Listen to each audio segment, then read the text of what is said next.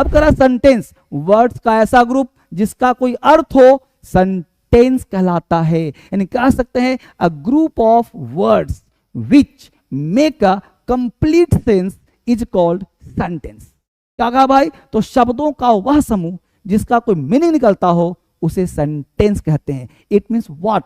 A well arranged group of words which makes a complete sense is called sentence. Right? यानी sentence होने के लिए क्या चाहिए भाई? सेंटेंस होने के लिए 3 वर्ड चाहिए। क्या चाहिए भाई? सब्जेक्ट, वर्ब, ऑब्जेक्ट या अदर वर्ड। यानी आपको चाहिए एस का मतलब सब्जेक्ट, वी का मतलब वर्ब, ऑब्जेक्ट मतलब ऑब्जेक्ट, या कह रहा है अदर वर्ड, या तो ऑब्जेक्ट हो या तो अदर वर्ड हो, वही तुम्हारा सेंटेंस होने के 3 पार्ट चाहिए। यहां तक समझ में सबको आया बच्चा? बिल्कुल कंप्लीट है, आप समझ पा रहे हो, बिल्कुल आराम से पढ़ना है। अब क्यों करा है? अंग्रेजी को अच्छे से बोलने या समझने के लिए हमें स्ट्रक्चर का यूज करना चाहिए। ये तो आप सबको पता होगा कि इंग्लिश तभी आएगा जब हमारे पास स्ट्रक्चर होगा। जब तक स्ट्रक्चर नहीं होगा इंग्लिश नहीं आएगा, पता है सबको?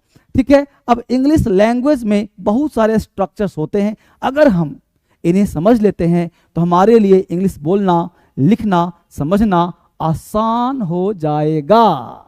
अब ये हमने कुछ शॉर्ट फॉर्म दिए हैं, इसको एस मतलब subject, object, other word, noun ऐसे लिखा रहे, तो इसे समझने का प्रयास करना, ये सिंबॉलिक होगा, क्योंकि आगे जब मैं पढ़ाऊंगा तो लिखूंगा एस तो समझना सब्जेक्ट है, ओ लिखूंगा तो ऑब्जेक्ट है, ओ डब्ल्यू अदर वर्ड है, एन का मतलब noun, P R O pronoun है ना, समझना A D J adjective, A D V adverb, P R E P preposition, C O N J conjunction. तो ये सब पार्ट थोड़ा सा ध्यान रखने वाली बात है आपको। ठीक है, यहां समझ आ गया। आगे बढ़ते हैं। अब देखो सिंपल सा आपको दिखा रहा हूं कि जैसे सब्जेक्ट वर्ब अदर वर्ड क्या होता है। ठीक है, अब देखो होता क्या, हिंदी इंग्लिश में क्या अंतर है वो दिखा रहा हूं। अब देखो वह तुम्हारा सब्जेक्ट है, ही तुम्हारा सब्जेक्ट है। अब देखो जब इंग्लिश हिंदी की बात करते हैं तो हिंदी में अंग्रेजी ऑब्जेक्ट है, बोलना वर्ब है, लेकिन जैसे ही इंग्लिश ट्रांसलेट करते हैं तो बोलना पहले आता है, ये बाद में आता है। तो सब्जेक्ट हो गया, यहाँ देखो वर्ब हो गया, यहाँ देखो ऑब्जेक्ट हो गया। तो subject object verb, subject verb object. तो हिंदी से इंग्लिश में ये थोड़ी सावधानी करनी पड़ेगी आपको समझने के लिए। वह शिक्षक है, अब देखो इज एम आर, अब इज एम आर का मतलब होता है होना। ठीक है जी, ही इज अ टीचर, वह एक शिक्षक है। सीखो English, verb plus other word, सीखो, लर्न इंग्लिश।